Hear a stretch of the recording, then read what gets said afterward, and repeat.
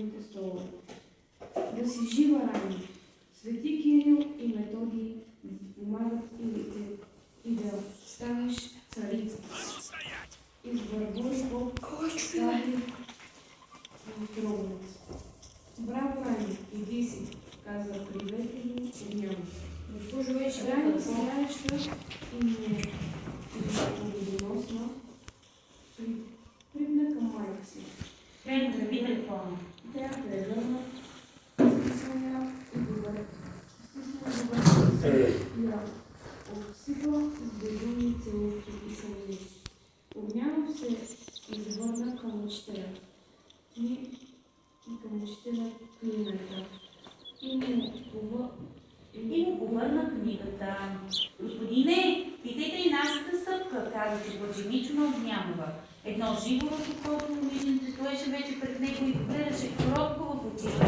Огнянов мисли малко и попита.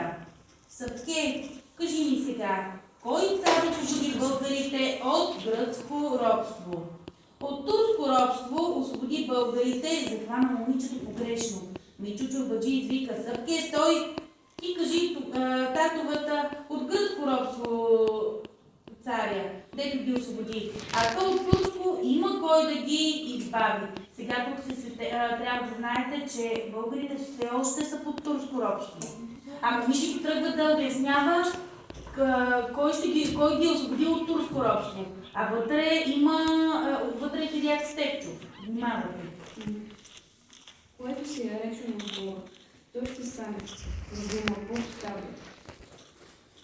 Простодушното изглагатване на Чорбаджи Мича извика съчувствена усмивка по многите. Шепото и глупо кискане се изнесе из залата. Църква извика Звънливо. От гръцко робство избави българите цар Асен. Цар Асен, а от турско робство ще ги избави цар Александър от Русия. Тя зле разбра думите на баща си. Цялата зала отикна подир думите на ученичката. По много лица се изобразиха недоумление и безпокойство. Машинално всички хвърлиха очи на Рада, която се зарумени и наведе смутено глава. Гърдите й се издигнаха високо от вълнение. Някои от тия погледи бяха укорителни, други одобрителни, но на всички беше неловко. Стефчов, досега потънал в земята, издигна глава пак и изгледа победоносно. Всички знаеха близките му отношения с Бея и нежността му към турците и искаха да прочетат нещо на лицето му. Общото съчувствие, той живо допреди малко към Рада и Огнянова сега охладня и се размести с глухо недоволствие. Стефчовите привърженици злорадо и с глас оттаяха и благосклонните към учителката мъжчарка. Тя до по-обстави беше твърде слисан. Какво има? Защо? Защо? Вие сте нямали още математика. Вие нямаме. Как нямате госпожата си? Вие още малко да четем. Хайде, бе, деско, малко да съм. Не, аз не чета, но нищо не правя, ще го правя това после. Седите, аз не мога да разбера. Защо ще кажа? Ето, че ще Кога не четеш от вас? Имаш поне възможността да чуеш от само да чете. Ти не четеш. Веско, ако имаш малко уважение към Да. ще отвърни. Тук е слушай в часа, как да бъде? Ай, ти беше начало. Бегаш ли? Не, спри край. Айде, Отивам на фитнес, а те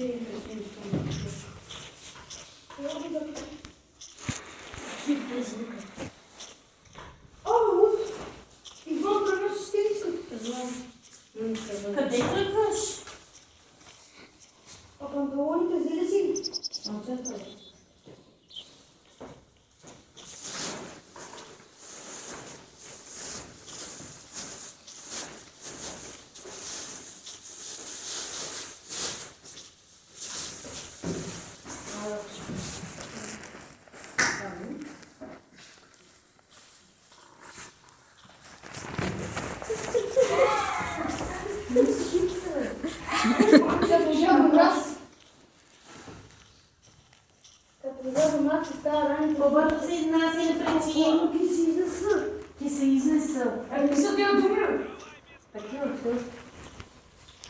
По-бързо да ти получиш да направиш. Майде по-бързо. Отвън се прави. Ами иначе остани са.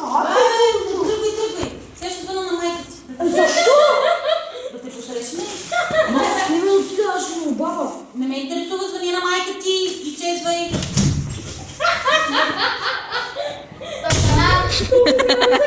Ти си тормоз. Първо се пусака върта, не може да се кури. Вика, не на тормоза, той е тормоз. Това е свършен съм.